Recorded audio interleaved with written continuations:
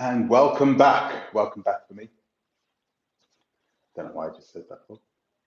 Sounded kind of weird. Anyway, thank you, guys, for waiting for me. I'm a little late. I wanted to say hello, welcome to another day in paradise. Welcome to another edition of the Unapologetic Negropean Live. The first live that I've done in a good 2 weeks now, because I didn't want to do any lives whilst I was away. So it's good to be back. And it seems as though as soon as I've come back, actually, you know what, even before, there seems to be more and more stuff going on in the YouTube world and in the repack community. And, you know, when I was thinking about making this live today, I was thinking to myself, oh my gosh, here we go again. Just so many people that are going to be, oh, here we go again. Messy, James. Messy. So bloody messy, then why is everybody giving me all the news? It's not my fault that this material is being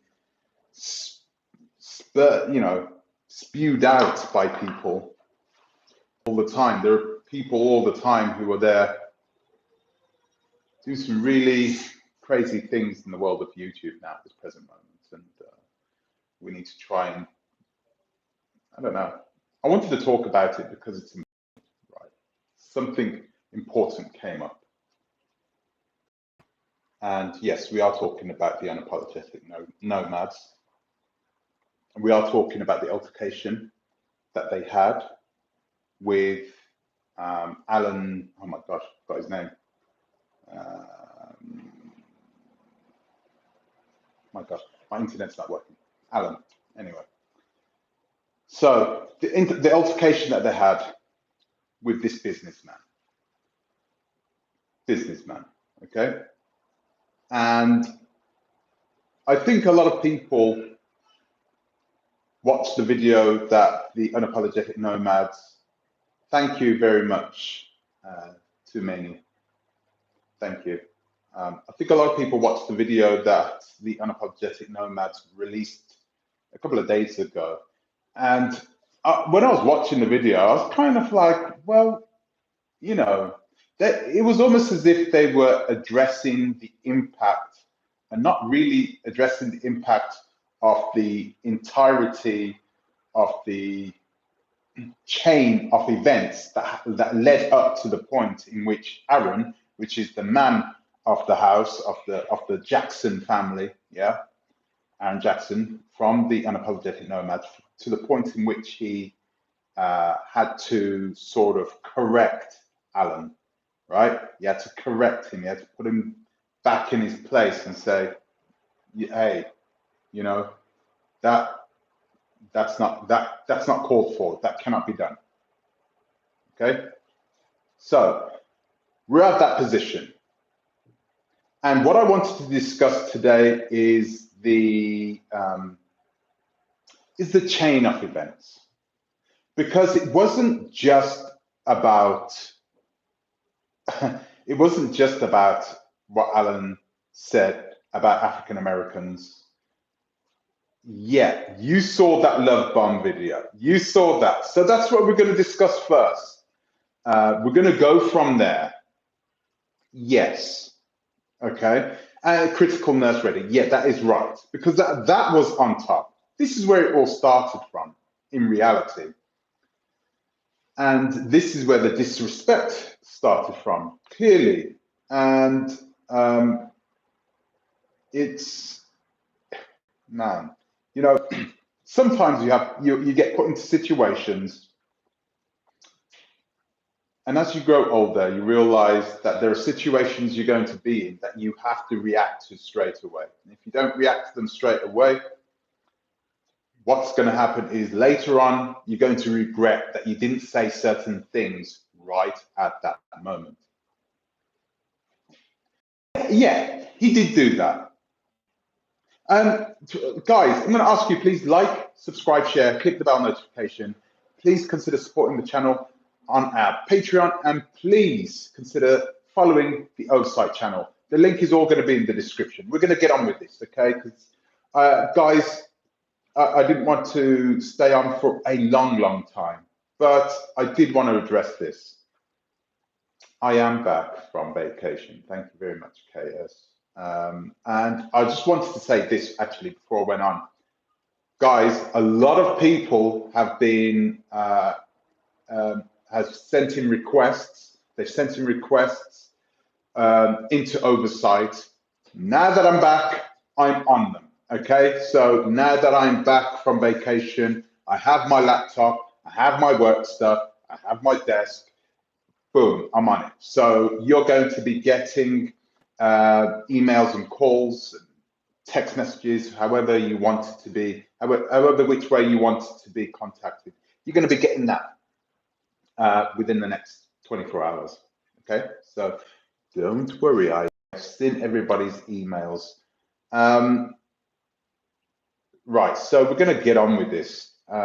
First of all, where did this start? Okay, so this started initially at the carnivore restaurant in Kigali. Okay, so the unapologetic nomads were having some sort of live. They were doing a live, right? And I was watching this live at the time. I was like chilling. And all of a sudden, this rando guy appears out of nowhere. Actually, it wasn't even a live. I didn't watch it live. No, it was a video, but it might have been live. Okay, it was bombed, and when the video came out, I watched the video. Yeah, apparently he is an ex-executive. This whatever his name is, Alan something. He is from that sort of world. He used to be business partners with, oh gosh, Ball, whatever his last name is, Lonzo Balls. That these basketball players, honestly, if you're not a Kobe at this moment, and you're out there running around trying to sell shoes for $500, when you know people are not going to buy that because your brand is not strong enough and you don't put enough research and development into your brand, you just stick in a big price tag on it thinking that people are going to be talking about it and it's going to go viral and then people are going to buy it. Come on, man. What kind of person makes that type of business decision? It's really stupid. And they didn't sell a lot of shoes. Clearly, they're not going to make any money on that. Clearly. So anyway, so they were talking. You had the daughter, and then you had Michelle, I believe her name, Michelle Jackson, and you had the dad behind the camera at the time, I believe. Okay, they're at this restaurant. They're at the carnivore restaurant. And I'm going to have to simulate this. I'm sitting there watching this, and this happens.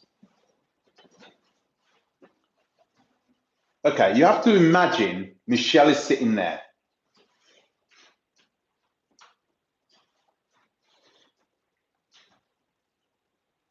What's up, brothers? Hey, oh, he's sitting. What's going on? Yeah, I know you guys are the unapologetic nomads, and I've seen ya. Yeah. I'm sitting there like, yo, what the hell is going on? Why is this dude all up in Michelle's sort of space? Why is he there for? Why is he, he's just all in there, just sort of, with this part of his body, okay, this part of his body. He's just there, just all up in her face. And I could tell Michelle that this was an awkward situation, right? Because you could tell that this guy is a bit slimy, right? He's a bit slimy. And he's all there, hey, hi, he's man-spreading. Yeah, that's the word. Trying to establish exactly. He knows what he was doing. I guarantee you, he knows what he was doing. He knows what he was doing because he's been in that situation before. He's been in that situation before. So he's there clearly. talking it up, communicating the the with the viewers from the Unapologetic Nomad YouTube channel without being asked, you know, without asking permission, just going in there, telling people to follow his YouTube channel. Kind of slimy, see you next Tuesday does that kind of a thing. You could tell, you know, and Michelle didn't know where to put herself. She was actually sitting there, you know, laughing and, you know, but you could tell she was uncomfortable, you know. And I think it came across to some people that she was sort of like blushing, sort of, you know, that she was, you know, it came across that way to some people. I don't believe that's it. I believe she looked more awkward, you know, like she was more in an awkward situation with a guy that is maybe attractive. I don't know. I wouldn't know whether he's an attractive guy. Maybe you ladies would like to perhaps even let me know. Is he an attractive guy? Is he an attractive guy? I have no idea. But anyway, he's all there, giving the talk, giving the spiel, letting people know who he is. That's me. You know, I did this, big baller brand, NBA, Africa, I'm here. You know, I'm advising, I'm consulting, you know, and I'm getting these basketball teams together, the youth league, and I'm going to build that here. And, you know, I'm going to be the head. And and when I initially saw this guy come on the screen, when I initially saw him, I thought, oh, he's going to bomb. He's going to be there for perhaps 3, 4, 5 minutes, just say spiel, give a bit of respect to the family, you know, and just leave, you know. Yeah, he stayed there for 20 minutes, talking, chatting. The unapologetic, no, I think it was Michelle actually offered, right? And you couldn't see, you couldn't see his face, but if you're a man and you've got a woman and you're in that situation, you could hear it in his voice. He was not happy. He was not happy about what was going on in front of the camera and about the disrespect right there. Okay, and there was, it's a really, you know, pretty strong FBA, you know, ADOS through and through, very, you know, loyal to their ethnicity. And I mean, I don't know. Maybe perhaps you guys know this. Is this Alan? Is he? Is this Alan a? Is he FBA? Is he an African American? Because clearly, I'm going to go into what happened next. Okay. So what happened afterwards? Right after this, the Unapologetic Nomads offered Alan to go on live, right? To go on live and speak about his experiences and think about what is going on and what is happening in Africa with basketball and what he's doing business-wise and that sort of thing. They offered him to come on. I don't know Aaron. I don't know Aaron.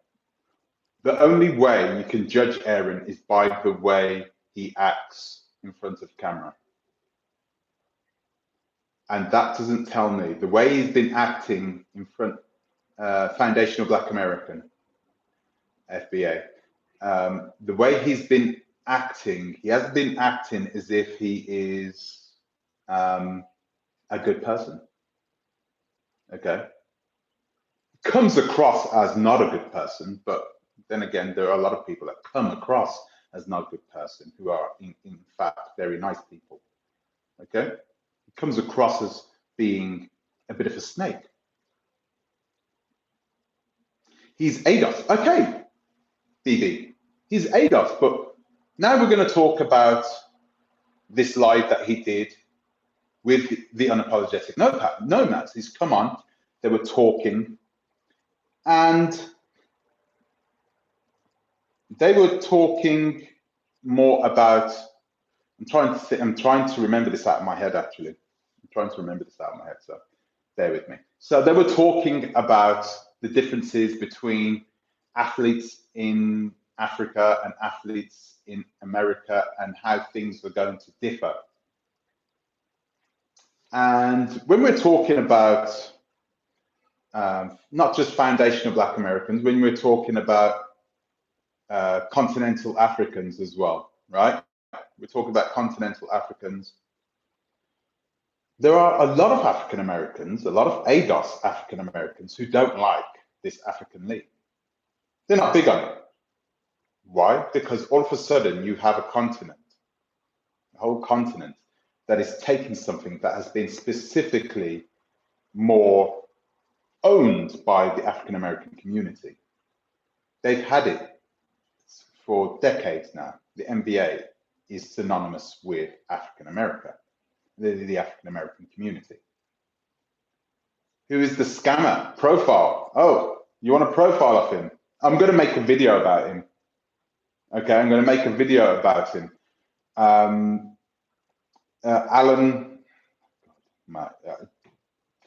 the internet's not working here. I'm using my data on my phone. I'm going to make a video about him, only about him, okay? And we're going to try, in this video, we're going to try and find out whether there's any truth behind this accusation that he stole $1.5 million from the Ball family. We're going to try and find out anyway. We're going to come up with a conclusion of whether he did that.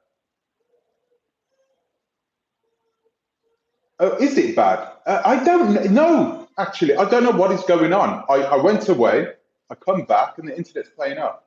I've actually got really good internet, but it's just playing up. It's always playing up, I know. It's kind of annoying. But anyway, so where were we? So yeah, that is who he is. He was accused of stealing $1.5 million from the Ball family. My mom stole it. Yeah, he was accused of stealing this money, and he was accused of running away from America. So he's in Africa now. He's been living in Morocco, in Tanzania, and now he's living in downtown Kigali at this present moment. Yeah. So that's who we are talking about. And $1.5 million will get you a long way on the African continent. He's going to live good if he did this. It's just an accusation, but you know, where there's smoke, there's fire, right? So where were we? So they were talking about the differences between cultures. This is where the fireworks started going off. Okay, so you had, oh, it was blurry. Thank you for letting me know that. So what you had was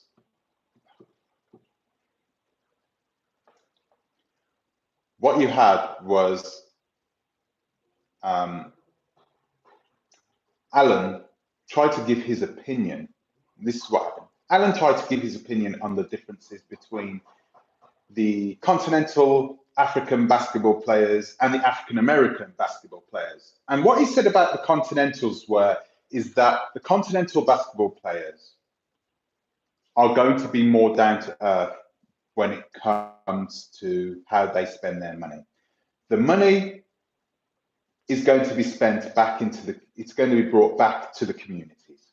Okay, they're on the ground. The African NBA is going to be more for grassroots NBA basketball league, and in some cases a feeder league into the NBA in the United States. So everyone's going to be watching them. Everyone's going to be watching to see the moves that they are going to make. So financially as well, not just on the court. So what you have is you have all this happening, and it was Alan's opinion that the African American basketball players do not have the same, they do not have the same thoughts when it comes to spending their money inside their communities. He said that, and I'm trying to quote here, okay. Alan said that the African American basketball players are more interested in bling, they're more interested in getting their rims on their cars and getting their iced up earrings and that sort of thing. That is what they're interested in. They're not interested in building foundational wealth, you know, a sustainable wealth for themselves, for their family, which is the reason why they always, hello Annie V, the reason why they always go broke, that no matter how much money they have, you know, unless you are LeBron James and you are a billionaire, a lot of them go broke because of the mismanagement of money, because they are always doing their best to please everyone. They're giving people. African Americans tend to be giving people. I'm not going to say that in movement. Maybe later. Maybe I'll tell you later. Stay on live and I'll let you know. So, a lot of money mismanagement. And he was saying that, hello, Tanya. He was saying that the African-based basketball players are less likely to do that, are more likely to pour their money back into their communities, build more infrastructure for their local communities, you know, pave their villages, pave their, you know, get the houses, cheap houses and that type of thing, you know, build a lot of houses for a lot of people. And just, they are planning to put that money directly back into the community. Whereas the foundational Black Americans, it's not just African Americans, foundational Black Americans are more likely to spend their money on trying to impress people. So the money sort of gets bled out of their hands and goes back into the hands of some, perhaps, you know, the Europeans and everybody else, right? And, well, upon hearing that, Aaron Jackson blew up. He went crazy, right? I watched it, actually downloaded it. But out of respect for the Jackson family, I just figured I'm not going to start playing all these videos, and it was out of respect. No, it's not. It wasn't out of respect. I just couldn't be bothered to edit a load of another video. I just could not. I did not have the time to do that. So anyway, Aaron blows up, and it gets to the point. It comes really, really close to the point in which these two guys, it seems as if they were going to have a physical altercation. Really, it got there. And we need to ask ourselves a question now. We need to ask ourselves, well, is he right? Are American professional athletes more prone to losing money, especially, you know, Black American athletes? Are they more prone to spending money outside of their communities as opposed to those African-based athletes, which is arguable, really. There's a lot of football players who, you know, who are from the continent who play in Europe. They're getting paid good amounts of money. Some of them $1 million a month they have going inside their pocket, and they're buying nice, large apartments in Paris and big houses palatial houses in London, and that you rarely see them spending money back on the continent. I'm not, unless they are trying to impress themselves. You'll sometimes see football players driving around in Bentleys, around their little Congolese town that's unpaved. You'll see that. I've seen it. It's ridiculous. It's ridiculous. So anyway, I'm just going to get back to this. I'm just going to get back to the subject. So you have these two, and Aaron saw it as being big time disrespectful, right? Not just to him, not just to his family, but to the whole of the African American community. And this is why I'm asking whether this gentleman is actually an African American himself. Because if he is an African American himself, then he has all the rights to criticize his own ethnicity. Why not? You can talk about your own ethnicity. You can talk about your own people, as long as it's constructive. It didn't seem like he was saying that type of thing to damage or tarnish the image of all African Americans. And if he's African American himself, then that's kind of weird. But you could tell there was other things that he was saying. You could tell that he was more a divisive type of person, and not divisive in a good way. That he had some form of, I think he's AA as well. He talks like AA. He may be Caribbean. I don't know, but he looks AA. Looks AA. Yeah, I would say they all look the same. Anyway, it's a joke. So, and that's where we are at.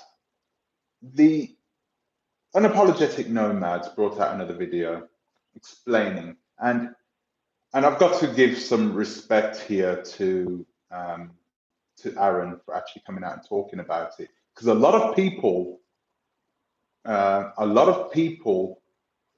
criticized Aaron for going over the top. And what they don't understand is that he wasn't going over the top just about what he said about African Americans. And if he, like I said before, if he is African American, he has every right to say something. Even people who are not African American have the right to say something if it's the truth, or if it's constructive criticism. They can say something, right? I don't mind somebody giving constructive criticism about me and my people. That's okay, as long as there's some basis of truth in what they are saying. So, yeah, they are a very classy family. I don't know them. I don't really watch them, but they seem to me to be, just the way Aaron talks, the way Aaron talks, you could tell that he's a knowledgeable person who has a lot of experience, and they've been traveling around the world. Actually, do you know what you can tell? They're good people. Look at the way their daughter acts. The daughter is a really good, knowledgeable, critical thinking type of a young lady. And when you bring up, when somebody gets brought up in a way, to be a critical thinker, to be smart, to be intelligent, probably homeschooled. I'm not sure if she's homeschooled, but she seems like she has a very close relationship with their parents. You could tell that the parents are good people in general. Okay, so, but clearly this is not a way in which people see, oh, she was homeschooled. That's good. That's really good. And you can tell homeschooled by good people. This was not becoming of Aaron Jackson. Okay, a lot of people criticized him for that. But when you look at the entirety of the chain of critical events that led up to him blowing his top live, That's when you realize why he did it. And the live that they did, I think it was yesterday or the day before, the live that they did trying to explain themselves, they didn't really focus on that, on the nuances of that first initial meeting. They didn't want to talk about it. And it's clear, the reason is clear why they didn't want to talk about it, right? They didn't want to talk about it because a lot of people may have a lot of criticism against Michelle.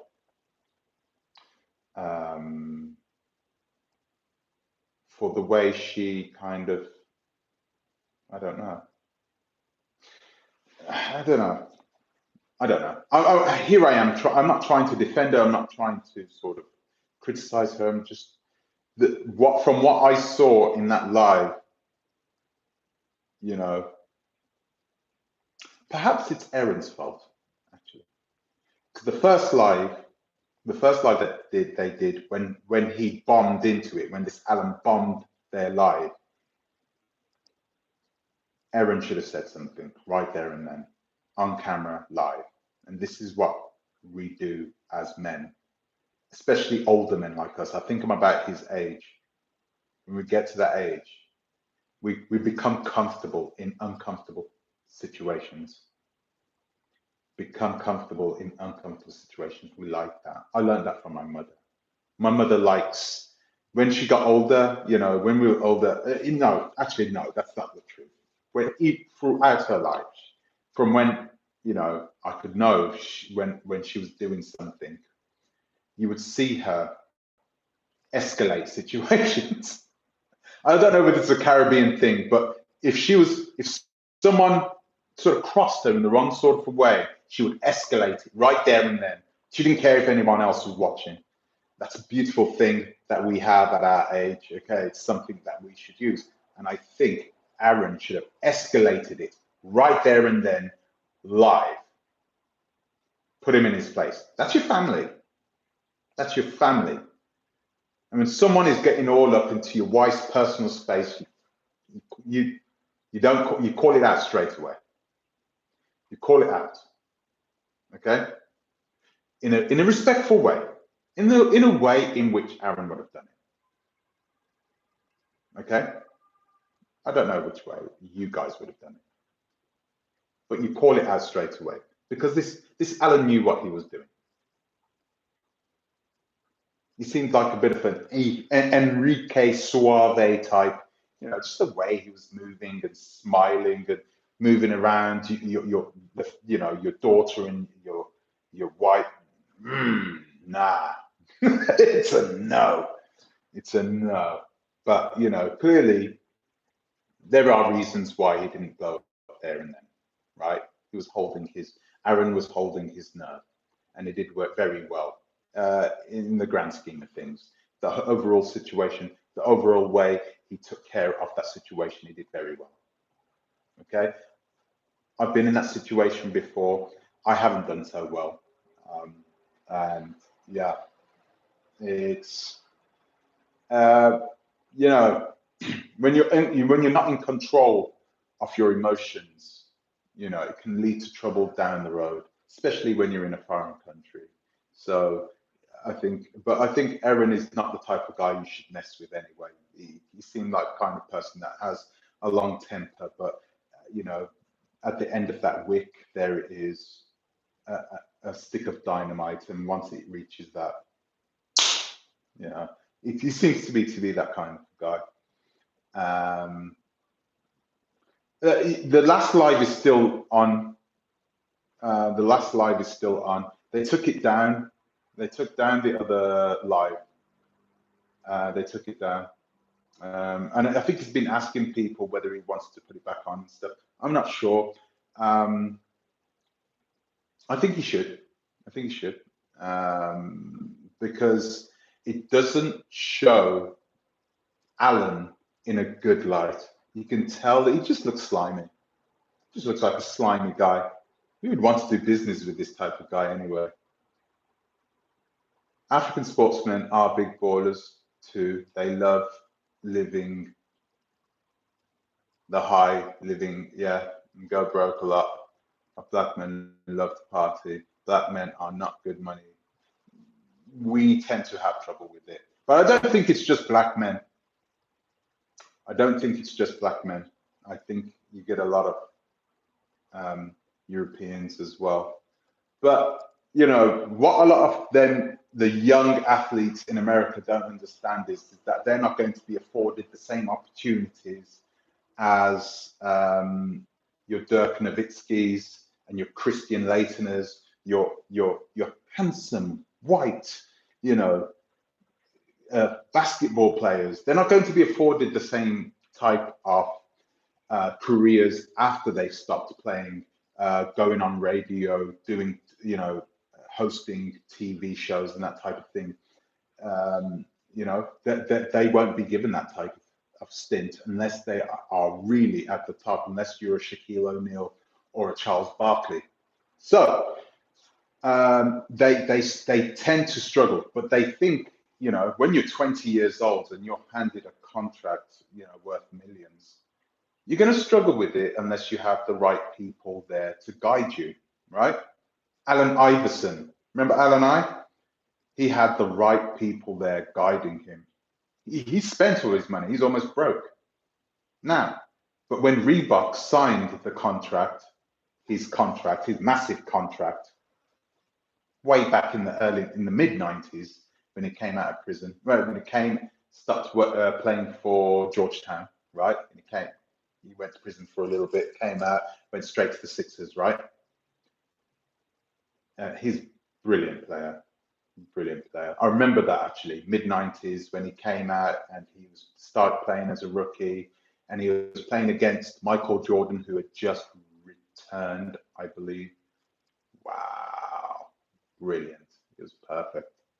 It was perfect to see these two go on it. And oh man, Allen Iverson, great player. Anyway, so when he signed that deal for contract for Reebok put, I think it was $35 million away of it in a high accruing account for him. So it's just been building and making money. He can't touch it until he's 50 years old. So he may be broke now, but at some point he's going to have to learn how to deal with the money. Once he turns 50, he's going to be a bit more mature. He's going to know how to spend his money. And hopefully that's what Reebok was thinking. So whoever did that deal at Reebok, congratulations, British company, right? Well done. They signed him up, and he will hopefully live the rest of his life and pass on the rest of that money to his children. And he'll be living knowing that this is his last payday. Okay, you'll know that it's his last payday. 35 million could go a long way for people like us, but for a person who goes out with an entourage every single night, you know, it's going to be difficult for him to have had that money when he was 30 years old, 25 years old. But when he's 50, he should be he should be a lot more sensible, right? Hopefully. So, but like I said, when African players do the same thing, they do the same thing. Clearly, look at Kylian Mbappe. Does anybody know who Kylian Mbappe is? He's a football player, plays for Paris Saint-Germain, earning $600,000 a week, right? $600,000 a week. How do you even I don't even know how to think about that kind of silly money. $600,000 a week, and he's 23 years old. He's 23 years old. So clearly he's going to have people around him because he came from a sort of this Parisian type football sort of academy, which is well known. And the academy doesn't just teach them how to be soccer players; it teaches them how to handle money. You know, and when you those types of people, I think he's originally from, oh gosh, I can't remember which country he's from. Not Senegal. No, I think his father's Senegalese and his mother is French, right? So they have, he has been spending his money and he has the people around him that's going to help him handle his money. But normally, a lot of continental African football players who go to Europe, a lot of them turn their backs on Africa. They don't want to come back. You know, you have also, oh gosh, Kylian Mbappe. Oh gosh, there's a lot of African football players anyway.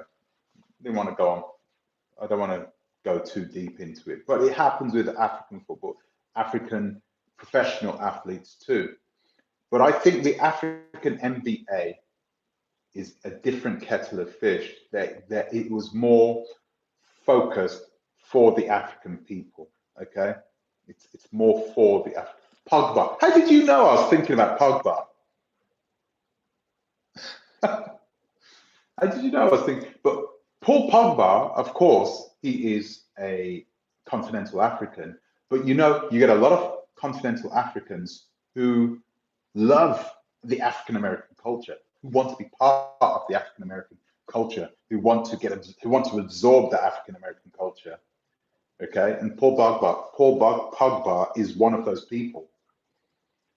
So he's the type of person who now, you know, he wears all these the rings, and you know, he's a bit flashy, but nice, down to earth guy. Really, still a nice, down to earth guy, not all arrogant, you know. So anyway, we're coming off the subject. So, guys, the way I see it, right? I think that Aaron dealt with this pretty well, right? Could have done better. Should have nipped the bud right at the beginning. And really, there's there you go. Money doesn't change who you are, it magnifies who you are. Very, very true.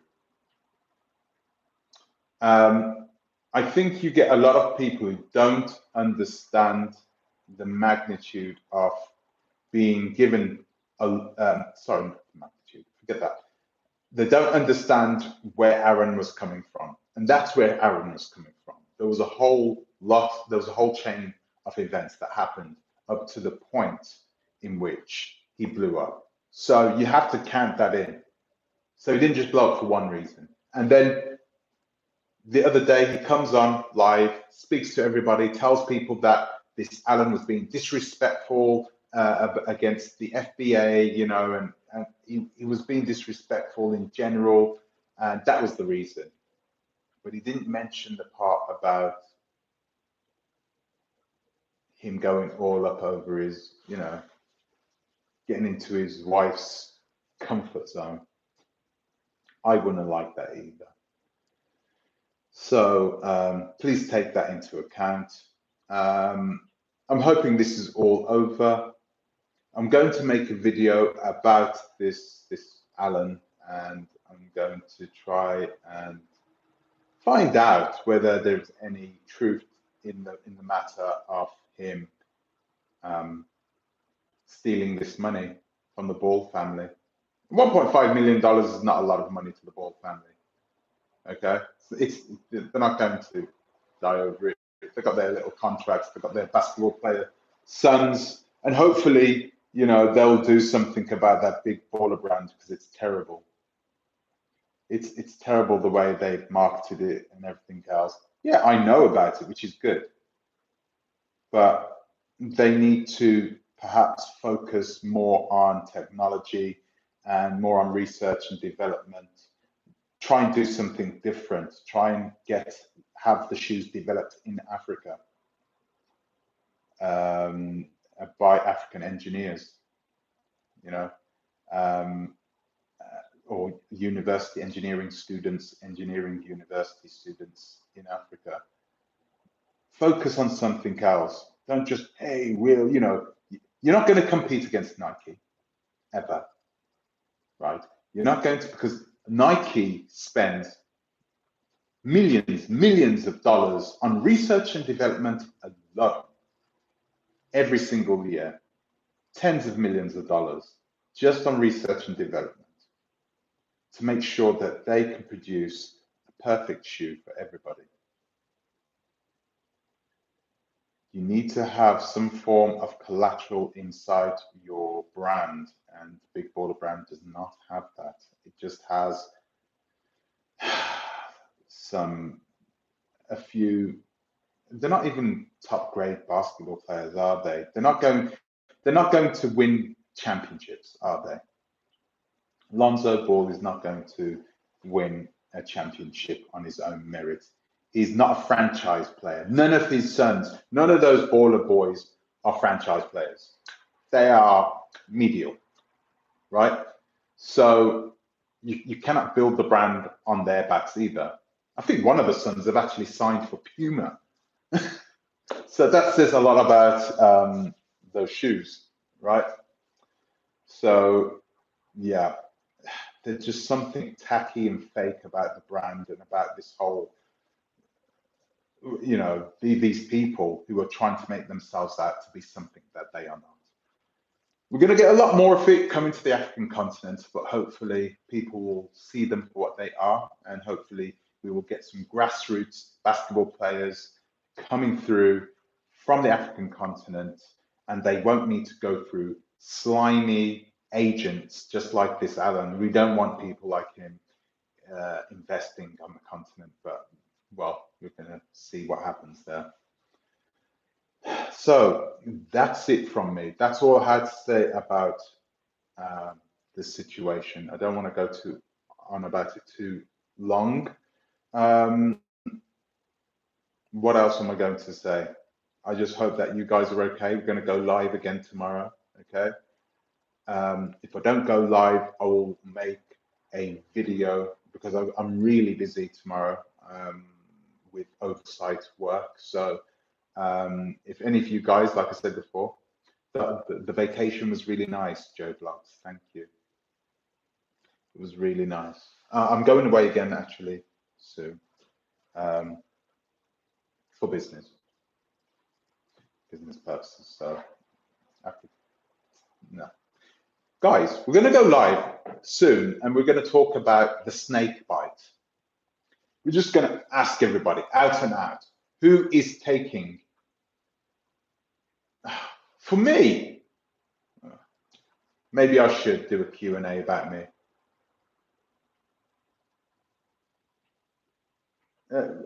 How much is he averaging? How much is LaMelo Ball averaging?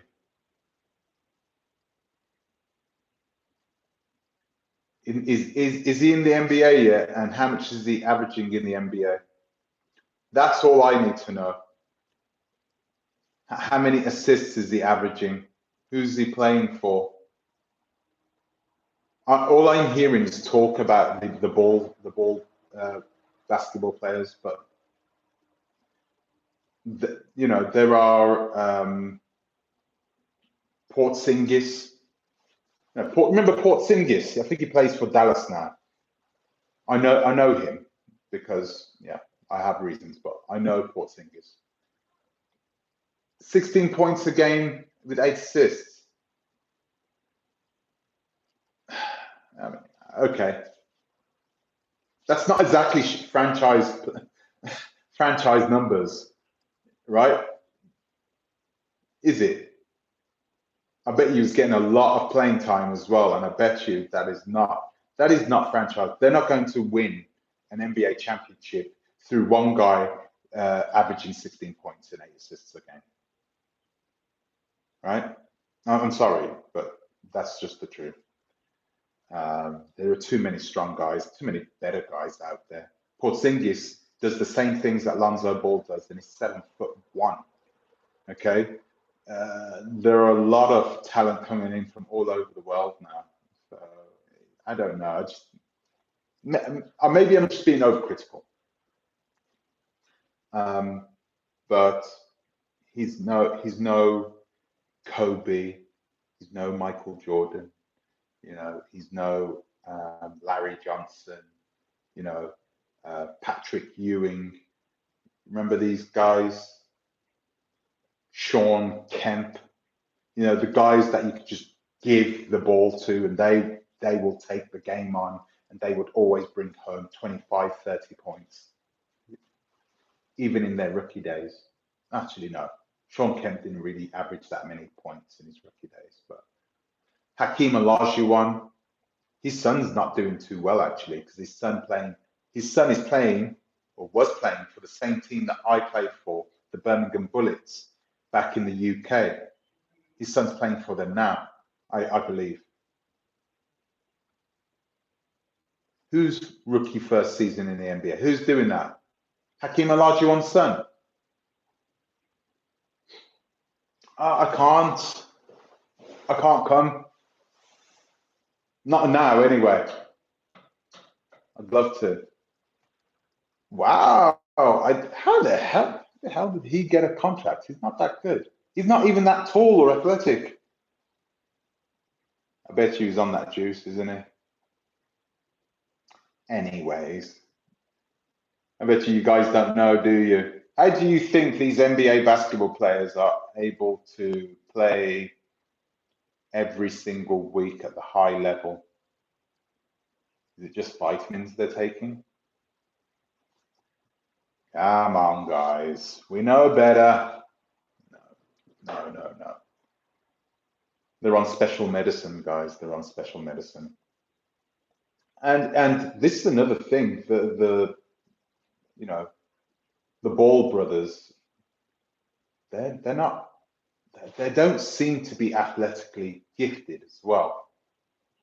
You know, you've got a lot of basketball players who are coming into the league now who are of mixed race, mixed heritage, and things are changing. The face of the NBA is changing, right? Never used to look like this. Back in the day, most basketball players. You know John Amici, of course I do. Yeah, I think it came out after he retired, right? John Amici. I'm guessing he's not living in Nigeria, right? He's probably living in the UK. Let's be honest with ourselves.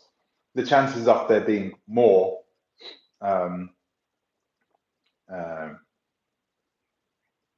alphabet type basketball players in the NBA, you know, the chances are is that there are more of them, right?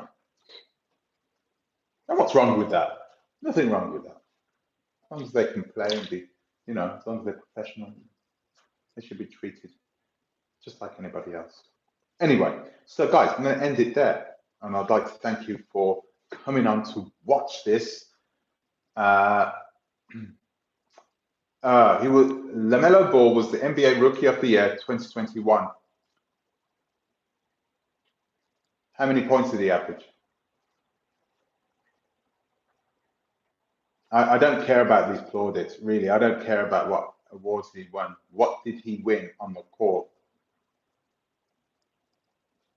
Is he averaging 25 points a game as a rookie? You know, what did he do? Giannis is the stud of the NBA now. He is, isn't he? Where is Giannis originally from? Isn't he from was it Kenya his dad's from? Or the parents are from Kenya? I can't remember. Anyway, so yes, he is. Oh, Nigeria. I didn't know that. So, salute, my brother. I just subbed and liked.